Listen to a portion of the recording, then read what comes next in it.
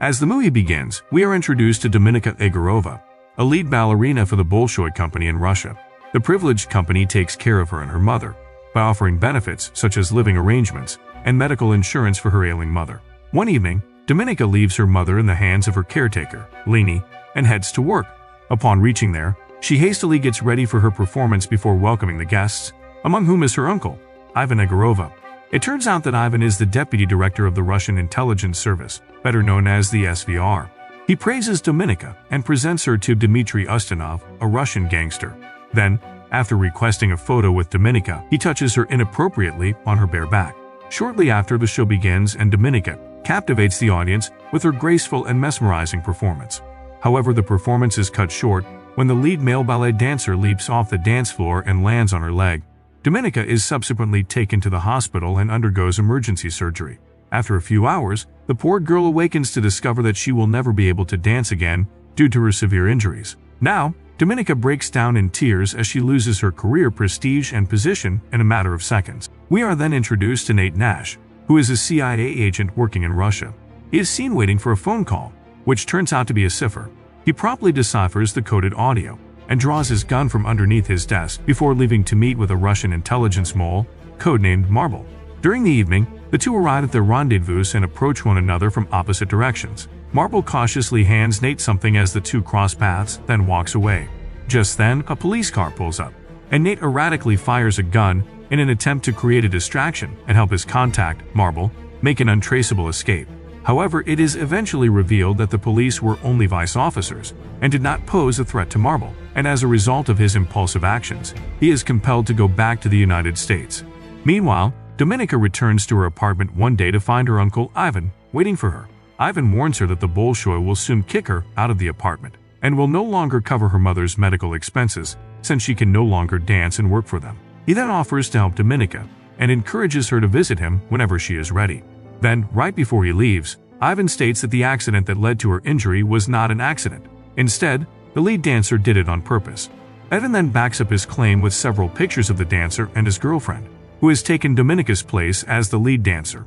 In addition, he plays a taped conversation between the two, which reveals that the male dancer deliberately hurt Dominika's legs so that his girlfriend could take on the lead position. Outraged, Dominika goes to the theater to confront the couple and discovers them making love in the restroom. She then mercilessly beats them and knocks them unconscious with her walking stick without hesitation. Later, when Dominika returns home, she finds her mother lying on the floor and in a very frail state. At this point, she finds herself in a desperate situation with no choice but to seek Ivan's help. The next day, Dominika comes to Ivan for help as she faces a bleak and uncertain future. Ivan assigns her the task of seducing Dmitry Ustinov and then covertly switching his phone so they can spy on him.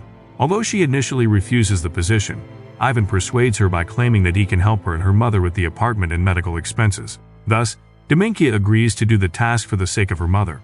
Later that night, Dominika goes to the hotel where Dmitry is supposed to check in and meets him at the bar. Once the gangster arrives, the two, after a brief conversation, enter a private room. Dmitry commands Dominika to take off her clothes before brutally assaulting her. However, they are interrupted when an SVR agent authorized by Ivan shows up and strangles Dmitry to death. Dominika then lies there, horrified, as the gangster's blood drips on her before the agent takes her away. Afterwards, Ivan approaches an upset Dominika and claims that he didn't warn her, though he was aware of what would happen in that room, because she wouldn't have agreed if he had. He then callously presents her with a choice: join the Russian intelligence service or be executed for having witnessed Dmitry's assassination. Dominika knows she has no options at this point, so she accepts his offer to work as an SVR agent. Following this, Dominika is transferred to State School 4 to start her Red Sparrow training. This is the institution that specializes in grooming young people to murder through seduction and psychological manipulation. During the class, Dominika and another man named Victor are asked to strip in front of the entire class. While Victor complies with the orders, Dominika hesitates, for which the matron chastises her. Meanwhile, Nate returns to Washington for his debriefing and is barred from accepting any further overseas projects. Following that, Nate claims that he has been working with Marble for 3 years and that his contact won't speak to anyone else. Given that Marble refuses to cooperate with any other CIA agents, they send Nate to Budapest to regain contact with him and persuade him to communicate with a different agent. On the other hand, Dominika continues her training by acquiring skills to use and track various chemicals, shoot, and pick locks. One day, Matron asserts that every individual is like a puzzle with a piece missing, so a red sparrow has to understand the other person's true need before fulfilling it. She then instructs the students to entice the soldiers presented before them, and Dominica chooses a quiet boy for the task. Afterwards, a fellow sparrow walks in and attempts to assault her as she is taking a shower. However, she immediately rips the shower handle off and relentlessly beats him with it. Meanwhile, Ivan meets with his superiors, General Kortnoy and Colonel Zakharov, to discuss Nate's transfer to Budapest and how they intend to track down Marble through him. As a result, they decide to fly someone to Budapest on a mission to win Nate's trust and disclose Marble's identity. Despite Dominica's inability to abide by the matron's orders, Ivan and General Kortnoy decide that Dominica will carry out this mission in Budapest. Days later, Dominica flies into Budapest, where she lives with Marta, another sparrow. Then she starts visiting the same pool that Nate frequently goes to.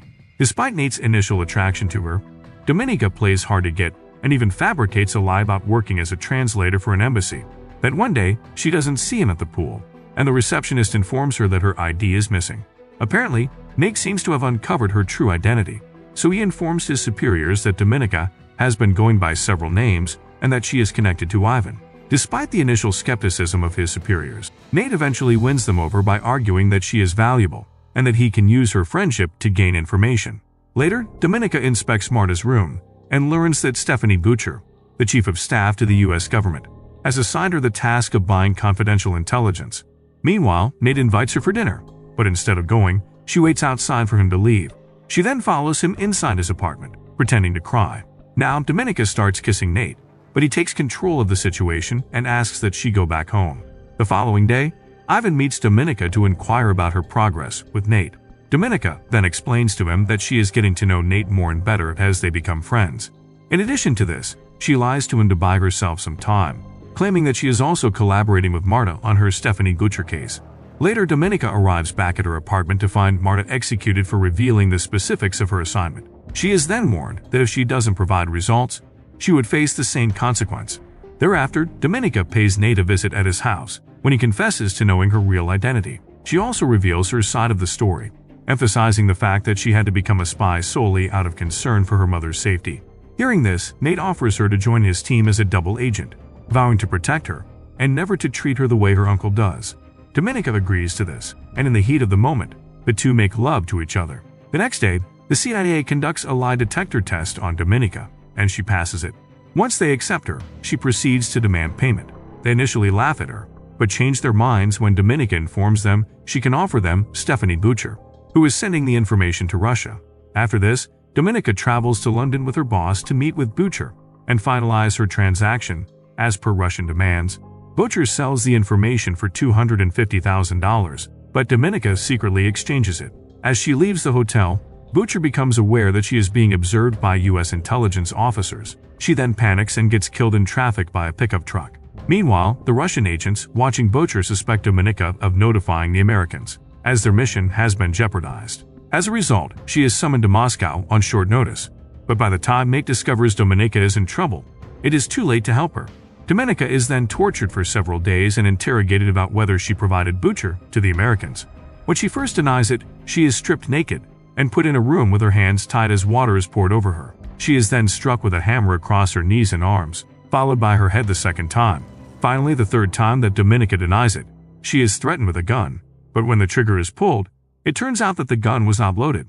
Just then, Ivan enters the room and informs her that there is only so much protection he can provide her. Dominica claims that this was all part of her plan to persuade the Americans of her sincerity. She adds that Nate needed a reason to trust her, and now that she has been tormented, he will have no reason not to. Then, Dominica asks for permission to come back and prove her competence with the task at hand. Following this, Dominica returns to Budapest to reunite with Nate, and they share a warm embrace. She then convinces Nate to move her and her mother to America and offer her more money, which he agrees to despite his suspicions about her early release. Later that night, Dominica wakes up to find that Nate is no longer sleeping next to her. As she walks into the kitchen, she discovers Nate chained to a chair while an SVR agent is torturing him and asking questions about Marble. She initially interrogates Nate about Marble and tortures him as well, but while the agent is preoccupied, she ambushes him and frees Nate. The two fight against the agent, and they kill him after a long struggle. Nevertheless, they both suffer severe injuries and are taken to the hospital immediately. The next day, Dominica wakes up in the hospital, and it seems as though her life has come to an end. By saving Nate's life, she exposed her cover to the Russians, and now she has no more cards to play. Later, General Kortnoy approaches her and informs her that he is aware of her involvement with the CIA and that she murdered their agent. She tries to deny the accusations out of fear, but General Kortnoy reveals himself as the Marble. He confesses that he is the source of the information that the Americans are receiving, and Nate fired his gun to defend him the night of the police altercation. Furthermore, General Kortnoy admits that he was once a patriot, but when his wife fell ill, Russian officials forbade an American doctor from operating on her. He claims that the entire government is corrupt, which is why his wife died and he developed a connection with the Americans. Marble then urges Dominica to reveal this cover so she can take his place as a mole and become a national hero, because Marble fears he will be caught soon and does not want to die in vain. Dominica does not respond definitively. However, once General Kortnoy leaves, she checks on Nate and leaves too. Following this, Dominica turns herself to the police and asks to speak with the Russian ambassador. Upon meeting him, she advises the ambassador to contact Colonel Zacharov and notify him that she knows who the mole is. But in exchange for this information, she wants to be a free woman. Later that evening, they arrange a rendezvous at the airport to finalize the exchange, and Nate accompanies her to verify the mole's identification.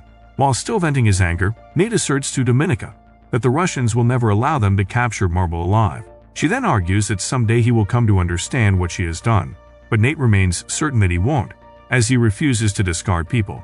Then, without further ado, Dominica approaches the Russians, while Marble approaches the Americans. All that remains is for Nate to verify the identity of the mole.